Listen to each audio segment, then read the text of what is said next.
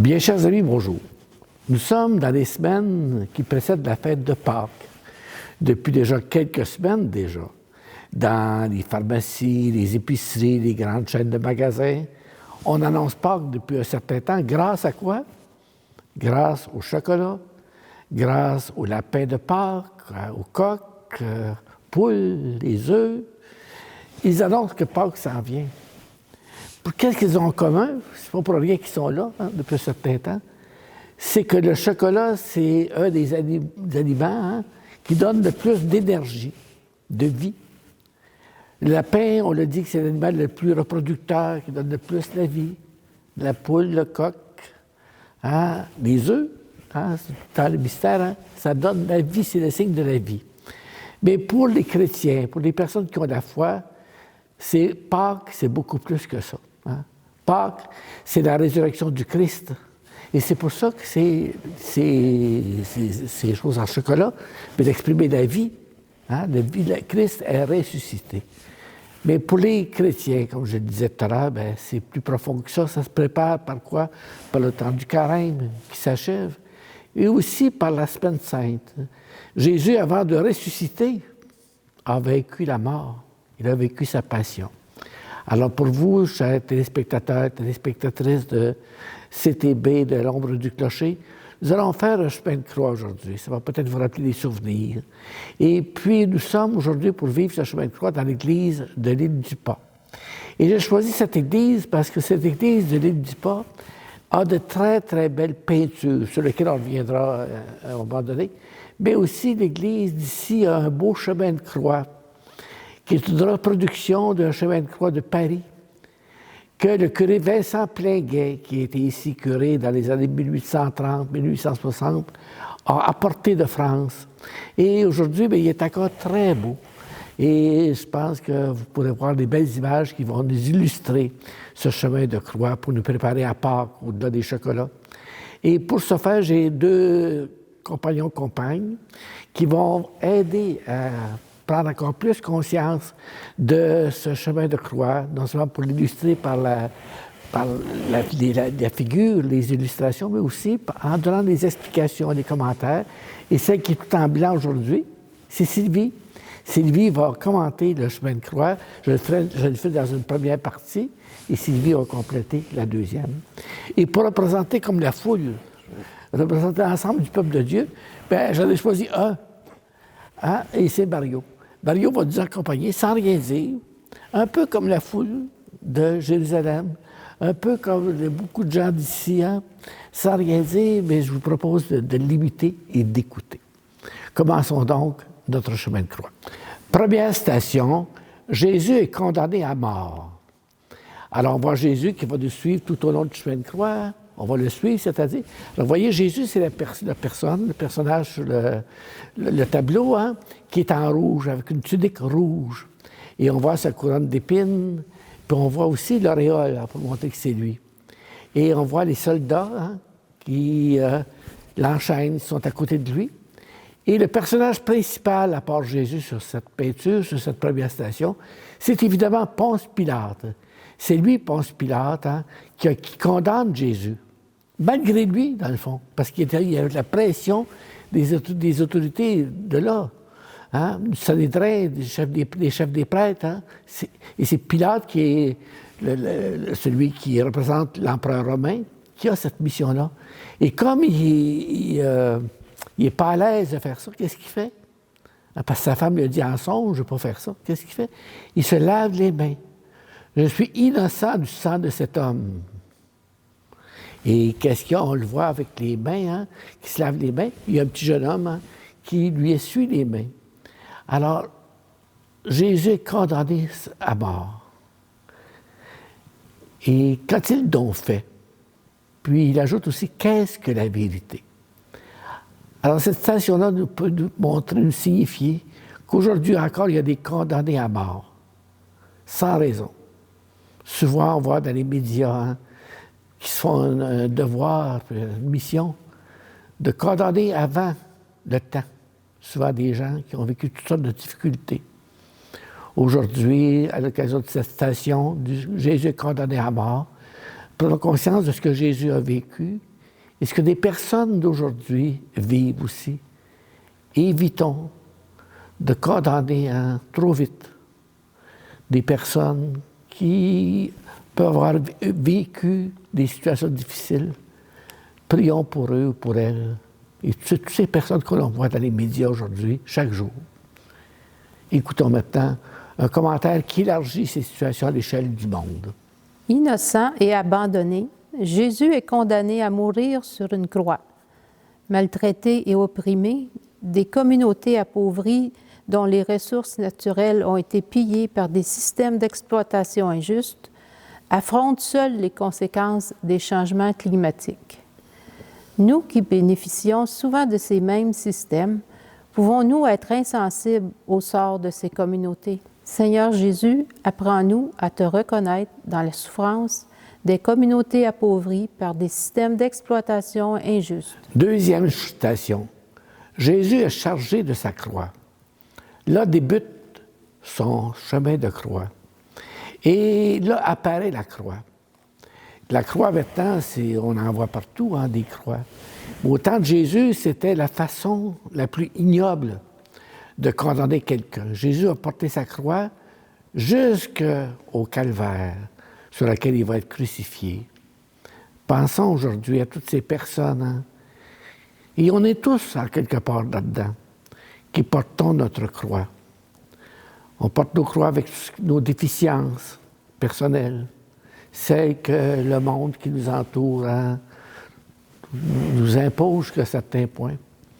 Alors, pensons à toutes ces personnes aussi dans les pays, actuellement, il y a l'Ukraine, il y a la Palestine, il y a Haïti, des personnes qui portent leur croix. Prenons aussi, pensons aujourd'hui à toutes les personnes de chez nous aussi, qui portent les croix, la croix de la maladie, la croix de la souffrance. Marcher à la suite de Jésus, c'est emprunter des chemins de libération et non d'asservissement. C'est nourrir l'espoir en créant des espaces qui permettent à la vie de circuler. C'est enraciner nos formes d'engagement dans l'amour du prochain, la compassion pour autrui et la sauvegarde de la création. Seigneur Jésus, guide-nous dans le choix de nos formes d'engagement afin que nous exercions nos activités dans l'amour, le don de soi et le service. Troisième citation. Jésus tombe pour la première fois. Si vous voyez les reportages du vrai chemin de croix à Jérusalem, vous voyez qu'on appelle ça la Via Dolorosa, ou la route des douleurs. Et vous verrez, si jamais vous avez l'opportunité de regarder ça sur l'Internet, là, vous verrez que le chemin de croix, c'est très, très exigu. Ça mesure à peine 10 pieds de large. Puis c'est des boutiques tout autour. Puis c'est comme ça encore aujourd'hui. Et Jésus, avec la foule des gens qui sont là et qui l'injurient, des soldats qui, voyez-vous, avec des fouets, sont là aussi. Jésus tombe pour la première fois. Nous aussi, nous pouvons tomber dans nos vies à cause de tout ce qu'on peut être et vivre. Je pense à ce moment-ci à toutes ces personnes qui sont des alcooliques, qui peuvent se prendre à plusieurs fois pour... qui vont arrêter l'alcool, mais qui ne peuvent pas, et puis qui tombent. Mais on sait que Jésus va se relever. Je pense à tous ces malades aussi, qui sont dans l'épreuve. Je pense à toutes les personnes qui sont victimes de chicanes de famille, de toutes sortes de choses. Jésus tombe pour la première fois. Unissons-nous à tous ceux qui tombent aujourd'hui, partout et à travers le monde. Jésus ne tombe pas seulement à cause du poids de la croix et des mauvais traitements qu'il a subis. Sur lui pèse aussi le poids de nos souffrances et de nos douleurs, fruit du péché dont il va racheter l'humanité afin que nous vivions en plénitude. Seigneur Jésus, inspire-nous des façons innovantes et créatives de prendre le parti de nos sœurs et de nos frères appauvris pour qu'ils vivent en plénitude. Quatrième station, Jésus rencontre sa mère. On voit que là, c'est la fin de sa vie, mais On voit tout ce que sa mère a vécu avec Jésus, son fils, hein, à partir de sa naissance. Et après ça, à 12 ans, quand ils se sont mis à la recherche de son fils. Et puis, elle l'a accompagné tout au long. Et puis, on dit qu'elle conservait toutes ces choses dans son cœur. Marie parle très peu dans la Bible, hein, très peu. Mais on voit que de moments. Hein, et de moments, c'est pour regarder le regard de Jésus et le regard de Marie. Puis regarder en arrière le soldat, hein, avec son fouet. Alors aujourd'hui, dans notre cœur, dernièrement, je rencontrais un maman aussi, hein, dont la famille est divisée. Et puis elle portait ça dans son cœur de façon difficile. Pensant à toutes les femmes aujourd'hui, on parle beaucoup de la promotion de la femme. Une des valeurs primordiales de la femme, hein, c'est l'amour. L'amour de ses enfants. On en parle moins, on parle de toutes sortes de choses, mais je pense que c'est le principal. Puis on parle beaucoup de personnes qui prient le Seigneur par l'intercession de la Sainte Vierge. Prenons conscience de tout l'amour de la Vierge en son Fils Jésus. Et comme de nouveau, beaucoup de pèlerins qui sont à Lourdes, à Fatima, à Notre-Dame-du-Cap ou ailleurs, hein. Unissons-nous tous ces pèlerins, tous ces fidèles pour dire « Je vous salue, Marie, pleine de grâce, le Seigneur est avec vous. Vous êtes bénie entre toutes les femmes, et Jésus, le fruit de vos entrailles, est béni. Sainte Marie, Mère de Dieu, priez pour nos pécheurs, maintenant et à l'heure de notre mort. Amen. » C'est avec la douleur d'une mère que Marie accompagne son Fils qui donne sa vie pour acheter toute l'humanité. Et nous, comment accompagnons-nous les jeunes qui s'inquiètent devant les conséquences des changements climatiques? Comment nourrissons-nous leur espoir? Seigneur Jésus, que Marie soit toujours pour nous une source d'inspiration dans notre accompagnement des enfants et des jeunes qui se mobilisent pour la justice et la paix dans le monde. 5e citation. Et finalement, Jésus, quelqu'un sort de la foule. C'est un dénommé Simon, qui n'est pas tellement connu. Simon de Cyrène. Il aide Jésus à porter sa croix.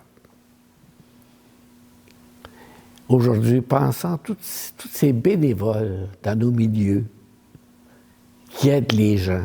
Hein? Je pense à toutes ces personnes qui sont impliquées dans les soupes populaires, dans le transport adapté, dans l'alphabétisation et dans tous les services sociaux. Pensons à tous ces pères et mères de famille dans leur propre maison qui aident leurs enfants. Les grands-parents aussi qui aident des petits-enfants. Élargissons notre prière aussi à tous ces soldats actuellement qui veulent aider les pays ravagés par la guerre. Pensons aussi à toutes ces personnes qui sont victimes de toutes sortes de choses et qui ont besoin d'aide. Qu'il y ait de plus en plus de Simon de Cyrène. Le geste de Simon de Cyrène est solidaire. En aidant Jésus à porter sa croix, il le soulage d'une partie de sa douleur. Comment soutenons-nous les personnes qui souffrent injustement? Comment nourrissons-nous leur espoir d'un temps meilleur? Seigneur Jésus, apprends-nous à construire une solidarité mondiale qui allège le fardeau des communautés qui souffrent injustement. 6e citation. Véronique essuie le visage de Jésus. Regardez encore une fois l'illustration. S'il y a beaucoup de violence hein, sur les autres scènes, cette scène-là est remplie de douceur. Regardez le visage de Véronique. Regardez le visage de Jésus. Regardez même les soldats. Et qu'est-ce que fait Véronique? Elle essuie le visage de Jésus. Et qu'est-ce qu'elle a en cadeau? Bien, le visage de Jésus s'imprime sur son tissu. Aujourd'hui, on appelle cette relique-là la Sainte Face. Il y a un certain nombre d'années, cette illustration-là était dans plusieurs foyers. Aujourd'hui, on la voit moins. Mais il reste que c'est beau de voir Véronique qui donne un peu de fraîcheur au visage de Jésus. Je pense à toutes aujourd'hui, toutes ces femmes, toutes ces personnes même, les adorateurs, les contemplatifs, les contemplatives. Je pense actuellement à nos moniales qui sont à Tchersey. Je pense à nos moines qui sont à Saint-Jean-de-Mata. Je pense à nos sœurs bénédictines qui sont maintenant à Joliette. Je pense à nos moniales dominicaines à Berthier qui sont à Shawinigan. Il y a tous ces autres ordres contemplatifs. Je pense aussi à toutes ces personnes qui sont dans les foyers, dans les maisons, et qui, hommes ou femmes, et qui vénèrent la personne, le visage de Jésus. Que nous soyons de ceux-là, qui puissions, dans nos foyers ou ailleurs, vénérer et imiter le geste de Véronique. Témoin de la souffrance de Jésus, Véronique affronte les soldats et essuie avec compassion le visage du Seigneur. Sommes-nous prêts à côtoyer des personnes et des communautés marginalisées et à leur redonner l'espoir d'un monde plus juste? Seigneur Jésus, aide-nous à modifier les structures sociales qui marginalisent des communautés partout sur la planète. 7e station, Jésus tombe pour la 2e fois. Tomber une fois, c'est déjà grave. Tomber 2 fois, et dans les petites rues de Jérusalem. Combien de fois on voit encore une fois dans les médias, à cause de toutes sortes d'agressions. C'est souvent des personnes qu'on ne connaît pas, anonymes, dont on fait des manchettes. À côté de chez nous, on rencontre des gens aussi qui vivent des sortes de difficultés. Pensons à toutes ces personnes qui tombent sur le poids de leur faiblesse, sur le poids des insultes, sur le poids des allégations de toutes sortes. Mais nous savons que Jésus va se relever. Épuisé, Jésus tombe une 2e fois. Fidèle à l'alliance avec son Père, il se relève et reprend son chemin pour accomplir la mission qui lui a été confiée. Il manifeste ainsi la plus grande preuve de son amour pour l'humanité. Seigneur Jésus, quel que soit le nombre de nos chutes, apprends-nous à nous relever pour porter sereinement notre croix. 8e station. Jésus rencontre les saintes femmes de Jérusalem. Aujourd'hui, on parle beaucoup de la promotion féminine. On essaie d'avoir souvent le pouvoir, et tout. C'est des questions qui sont d'actualité et sur lesquelles on peut continuer de débattre. Puis il reste que dans notre Église, actuellement, si on regarde notre Église, là, de chez nous et de partout, c'est quoi la grande force des femmes? C'est d'être là. D'être là. Ils forment la majorité de nos assemblées souvent. Ils sont impliqués très souvent dans nos actions pastorales. Ils sont impliqués dans les multiples tâches du service. C'est important de prendre conscience de toutes ces femmes. Et Jésus, quand il va ressusciter, on sait l'histoire jusqu'à la fin, à qui il va apparaître d'abord? Il va apparaître aux saintes femmes. Marie-Madeleine, Marie de Magdala, sa mère, la Vierge. Aujourd'hui, remercions toutes ces femmes qui sont au service ou qui sont près de Jésus, près de son Église, et reconnaissons leur beau ministère. Jésus exhorte les femmes à se préoccuper d'elles-mêmes et de leurs enfants. Dans notre engagement à lutter contre les injustices dans le monde, comment pouvons-nous faire entendre la voix des femmes sur lesquelles pèse la plus grande partie du poids de la pauvreté? Seigneur Jésus, tourne notre regard et notre attention sur les espoirs que nourrissent les femmes pour leurs enfants et leur communauté. 9e station. Jésus tombe pour la 3e fois. C'est pas rien, Regardons Jésus encore une fois avec sa croix. Regardons les soldats avec leur épée, leur fouet. Encore aujourd'hui, les gens qui sont condamnés souvent vivent toutes sortes de difficultés, d'épreuves. Et Jésus tombe à cause de nos propres fautes à nous autres aussi. Et quoi qu'il en soit, Jésus est toujours prêt à nous pardonner aussi. Pardonner au monde. Voilà pourquoi, pendant ce temps du carême, ces temps avant Pâques, l'Église propose toujours le sacrement du pardon. Jésus peut pardonner, mais encore une fois, faut-il le demander. Qui a fait tomber Jésus, dans lequel nous autres, on va avoir une petite part et implorons sa miséricorde. Et récitons le Notre Père, où on dit « Pardonne-nous comme nous pardonnons aussi à ceux qui nous ont offensés. Notre Père qui es aux cieux, que ton nom soit sanctifié, que ton règne vienne, que ta volonté soit faite sur la terre comme au ciel. Donne-nous aujourd'hui notre pain de ce jour. Pardonne-nous nos offenses comme nous pardonnons aussi à ceux qui nous ont offensés. Et ne laisse pas entrer en tentation, mais délivre-nous du mal. Amen. » À bout de force, Jésus tombe une troisième fois. C'est dans son amour pour l'humanité qu'il puise la force de se relever et de reprendre sa montée vers le calvaire. Comment aidons-nous nos sœurs et nos frères à se relever après une épreuve? Seigneur Jésus, ouvre nos yeux à la résilience de nos sœurs et de nos frères lorsqu'ils affrontent une catastrophe naturelle. 10e citation.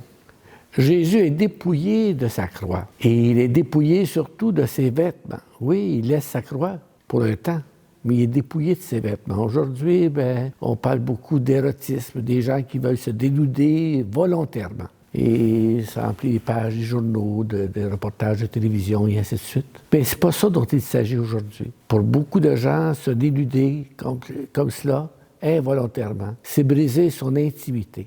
Briser son intimité. Aujourd'hui, prions à la fois pour tous ceux qui sont pris dans le piège de l'érotisme, mais prions aussi pour tous ceux qui sont dépouillés de leur personnalité, de leur intimité. Prions pour que les uns et les autres s'en sortent par l'exemple de Jésus. Au nom du profit, des communautés sont dépouillées de leurs sources de subsistance, de leurs biens et de leurs droits. C'est notre devoir de réclamer des gouvernements, des lois et des règlements qui garantissent le respect des populations vulnérables. Seigneur Jésus, rappelle-nous que lorsque nous parlons d'une seule voix pour plus de justice dans le monde, nous contribuons à renforcer la solidarité internationale. 11e citation. Jésus est attaché à la croix et aussi on fixe les clous dans ses bras, sur ses pieds, pour l'attacher à la croix. Aujourd'hui, c'est une scène de désolation. Jésus est dénudé de ses vêtements. La souffrance. Pensons à toutes ces personnes aujourd'hui, ceux qui souffrent dans leur corps, dans leur esprit. Pensons à tous ceux et celles qui sont aux soins palliatifs dans les centres ou à la maison. Pensons aussi à tous ceux qui travaillent dans ces soins palliatifs. Pensons à tous ces malades qui reçoivent des diagnostics très sévères. Unissons leur souffrance à celle du Christ. Les pieds de Jésus qui le menaient vers les démunis et ses mains qui soulageaient leur souffrance sont immobilisés. Des gens qui s'engagent au nom d'une juste cause sont parfois réduits au silence après avoir été injustement arrêtés, emprisonnés et torturés. Seigneur Jésus, fais-nous prendre conscience de l'importance de militer pour que justice soit faite partout dans le monde. 12e citation. Jésus est élevé de la croix. Dans le fond, Jésus est crucifié. Aujourd'hui, sur nos édifices, sur nous-mêmes, on voit souvent des croix. La croix, c'est le signe, c'est rendu des fois parfois même un signe banal. Mais la croix, c'est la croix de la crucifixion, justement. Et qu'est-ce qu'on voit au pied de la croix? Au moins 2 personnes. D'abord la Vierge, qui est là. Et puis l'autre personne, on voit que c'est un jeune homme. C'est Jean, Saint Jean. Celui dont l'Évangile dit, c'est celui que Jésus aimait. Qu'est-ce que Jésus va dire à la Vierge? Il va dire, « Femme, voici ton fils. Et fils, voici ta mère. » C'est important, cette scène-là de crucifixion, c'est la principale. Et puis, à côté de lui, on ne voit pas, mais Jésus, il y a deux larrons à côté. Un qui se tourne, qui ne veut rien savoir. Puis l'autre qui dit, « Jésus, souviens-toi de moi dans ton paradis. » C'est lui qu'on a appelé le bon larron. Et qu'est-ce que Jésus répond? « Aujourd'hui même, tu seras avec moi dans le paradis. » On peut dire que c'est le premier saint qui est canonisé. Aujourd'hui, c'est compliqué. Il y a des commissions, toutes sortes de situations. Mais Jésus canonise, rend saint le premier qu'il canonise lui-même. C'est un signe d'espérance aujourd'hui là-dedans. Par Marie, par Jean, c'est Jésus qui veut se faire proche de tous ceux qui croient en lui, qui l'ont suivi. Et même ceux qui ont eu des vies difficiles et qui à la fin demandent pardon. Jésus leur dit, viens. Aujourd'hui même, tu seras avec moi dans le paradis. Faisons sur nous maintenant le signe de la croix. Aujourd'hui, des fois, même les plus jeunes générations ne savent plus faire le signe de la croix. c'est maintenant qu'il n'y a plus de catéchèse dans les écoles spécialement, puis que la foi est diminuée dans les familles. Alors même si on est chacun chez soi, là, on peut faire le signe de la croix. Au nom du Père et du Fils et du Saint-Esprit. Amen. En tant que disciples de Jésus, nous sommes appelés à démontrer notre amour les uns pour les autres. Être solidaires de nos sœurs et de nos frères signifie donner le meilleur de nous-mêmes sans attendre quoi que ce soit en retour. Seigneur Jésus, aide-nous à mettre en place une solidarité universelle, sans frontières et sans exclusion, qui permet à nos sœurs et à nos frères, dans le besoin, de vivre en plénitude. 13e citation. Jésus est descendu de la croix. Et quand il est descendu de la croix, qui l'accueille? Mais vous reconnaissez sans doute, hein? La Vierge. Beaucoup d'autres sont partis même parmi ses disciples. Mais la Vierge est là, entourée de quelques fidèles. C'est ce qu'on appelle la scène de la Pietà. Vous avez peut-être entendu ce mot-là, la Pietà. C'est à Rome, une sculpture, hein? En marbre de la Pietà. Dans nos églises, on en a eu une souvent. La Vierge qui prend le corps de Jésus sur elle. Et la Vierge est capable de nous prendre nous autres mêmes, hein? Comme elle a pris son Fils Jésus sur ses genoux. Présentons-lui tous ceux que nous connaissons, présentons-nous nous-mêmes, et tous ceux dans les différents pays qui souffrent, les personnes les plus souffrantes. Et redisons-lui, comme tout à l'heure, « Je vous salue, Marie, pleine de grâce, le Seigneur est avec vous. Vous êtes bénie entre toutes les femmes. Jésus, le fruit de vos entrailles, est béni. Sainte Marie, Mère de Dieu, priez pour nos pécheurs, maintenant et à l'heure de notre mort. Amen. » Au pied de la croix, Marie tient dans ses bras le corps inanimé de son Fils Jésus. Dans le monde, des militantes et militants, emprisonnés et torturés pour avoir dénoncé des injustices, ne retrouvent jamais leur famille. Seigneur Jésus, que leur âme repose dans la paix, que leur mémoire reste vivante et que leur lutte pour la justice nourrissent l'espoir d'un monde meilleur. 14e citation, Jésus est mis dans le tombeau. Encore aujourd'hui, quand quelqu'un meurt, hein, on le met dans le cimetière, on le met dans un cercueil. Aujourd'hui, c'est le phénomène d'incinération souvent. On le met aussi dans le cimetière ou dans le columbarium. Jésus est déposé dans un tombeau de pierre, parce que là-bas, la pierre est importante, c'est difficile de creuser. Alors, on le met dans un tombeau de pierre, et c'est pas n'importe qui, c'est Joseph d'Arimathie. C'est un autre inconnu, comme Simon de Cyrène. Et encore aujourd'hui, si vous allez à Jérusalem un jour, si vous suivez les reportages, voyez que c'est ce qui demeure actuellement à Jérusalem. Il y a ce qu'on appelle la Via Dolorosa, hein, qui est la route, le chemin, là, qui est le chemin de croix comme tel. Je vis plutôt régulièrement à Jérusalem. Et puis au bout, vous avez ce qu'on appelle le lieu du tombeau de Jésus, ça s'appelle le Saint-Sépulcre. Hein, le Saint-Sépulcre. Un peu partout dans le monde, hein, des chevaliers du Saint-Sépulcre, des dames du Saint-Sépulcre, qui veulent entretenir ces lieux saints. Aujourd'hui, prions pour tous nos fidèles défunts, qu'ils reposent en paix, même s'ils sont dans les tombeaux humains. Et nous savons que cette 14e citation sera suivie de la 15e, la résurrection. La mise au tombeau du corps de Jésus est le signe de sa fidélité au Père et du fait qu'il a revêtu notre nature humaine. Des défenseuses et défenseurs des droits de la personne et de l'environnement meurent sans céder aux forces qui veulent les réduire au silence. Seigneur Jésus, par ta mort, tu t'es fait grain de blé, porteur de beaucoup de fruits.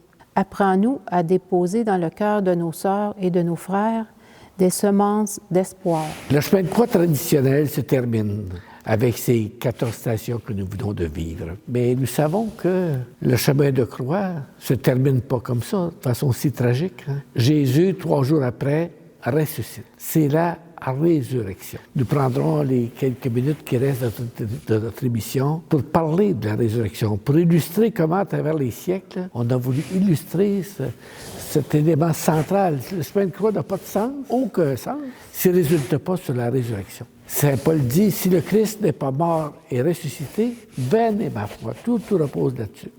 Alors, nous prendrons les quelques instants qui nous restent dans cette émission pour parler justement de la résurrection. Et je vous invite aussi à regarder, nous sommes toujours dans l'église de l'île du Pas, et à regarder à l'arrière, hein, le Christ est ressuscité, oui, il y a 2000 ans. Un peu plus de 2000 ans. Aujourd'hui, Jésus est encore vivant, on l'a dans la vie de tous les jours, puis spécialement dans l'Eucharistie. L'Eucharistie, vous voyez le tabernacle ici, là. Jésus est présent, Jésus est vivant.